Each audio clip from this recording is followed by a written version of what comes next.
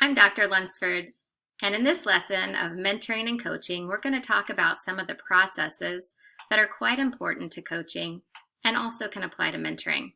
We're going to cover PITS, PETS, A, B, C, D, E, F, and SPACES model. Performance inhibiting thoughts, PITS, are really those thoughts that people use and say to themselves that get in the way of their performance. Here's some examples. I'm not very good at this. It is going to go badly. I will bore my audience to death. It's important as a coach and a mentor to recognize these pitfalls. What are the thoughts, things that people are saying to you, or that you might be saying even to yourself, that are really getting in the way of performance? And we want to replace PITS with PETS, with some performance enhancing thoughts. For example, I will get better with practice. It will at least be okay. Or how do I know? I haven't even started that talk yet, if you're worried about boring your audience to death. Part of a skill for mentoring and coaching is to be able to recognize PITS and then help the person turn those into PETS. Another useful framework is the A, B, C, D, E, F model. If you've ever heard of cognitive behavioral therapy, this comes out of that genre in psychology. But this isn't for people who are doing poorly or need some mental health counseling. These are actually a very helpful framework to think about mentoring and coaching. And I'm going to walk you through it quickly. A is the activating event. So at work, maybe the person you're working with says, I've got this urgent assignment. And then their belief is, I can't get it done with all the work that I've got and everything that's going on. The consequence, you want to recognize, what's the consequence of that belief?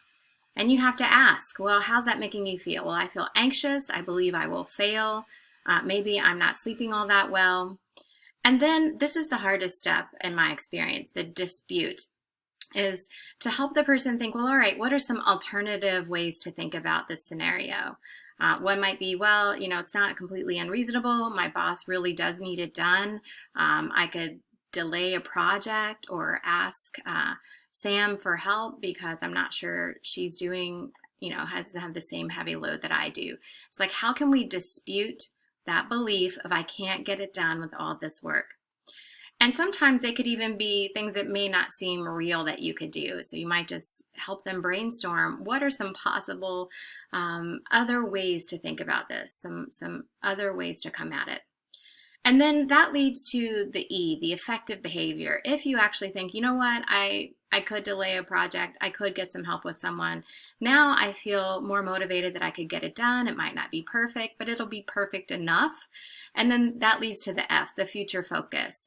Well, I could be flexible when needed.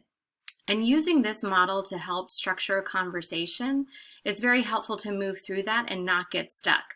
Often people can get stuck in just circling round and round about what's not going well. We call that rumination, and it's not good for anyone.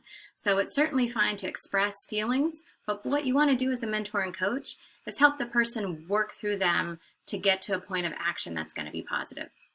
The final idea is the SPACE model. Here's the 5 components: the social context, which is, what is it about the beliefs about social roles and customs? Physiology, this is breathing, heart rate, sweatiness. Actions, what are you doing? Some cognitions, what are you thinking? And emotions, how are you feeling? So again, this is another way, often used in coaching, to help people just understand and process and reflect on what's going on so they can move to a new behavior.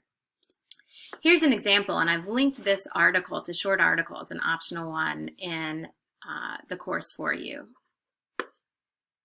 This person has a particular goal, and their goal is to abseil off the 4th rail bridge. What is abseiling, you might wonder? Well, it's basically a type of rock climbing. They're going to rappel off this bridge. And you look first at these blue items. Where are they right now? What's this context socially? Well, they're doing it for a charity. What's the physiology? When you think about the moment when it becomes really challenging. So here we've asked the client to think, all right, when do you get most worried that you can't really do it? And let's get a snapshot of that moment and process this SPACE figure. So we got the context, and at the moment she's thinking of jumping off, this is how she feels physiologically. Sweaty hands, tense hands, shallow breathing. What are the actions? Well, looking down, what are you doing at that moment? What are the cognitions? What are you going to think? And if they're sort of neutral or like I might fall, you might want to help them move that to I'm going to fall. So we're trying to find those cognitions that really are tied tightly to some emotions that create that panic and fear. So the idea is to just do an assessment of that moment, maybe before you're going to give a talk and you're most worried, or write a paper, or whatever it is. Do a scan using the SPACE model. Then the idea is you now are turning this into action. So these are the change. Well, all right, instead of, we got the social context, it's going to stay the same, but the physiology now, instead of sweating, we're going to just imagine relaxing and looking into the instructor's eyes. And instead of thinking you're looking down, instead imagine stepping over that edge, letting go of the railing, saying, I trust you. So we're changing each one of these. The cognition is also, I'm going to say to myself, I trust my instructor. He's got my back. And what will I feel like when I say those things? So this is the change that we're trying to create. The SPACE model is really helpful to do a scan, as is the ABCDEF model, to move you through a conversation, and PITS and PETS are really useful to begin to recognize things that are getting in the way and how can you help people change them. Well, that's it for this lesson, and hopefully you are going to try out at least one of these in the next week.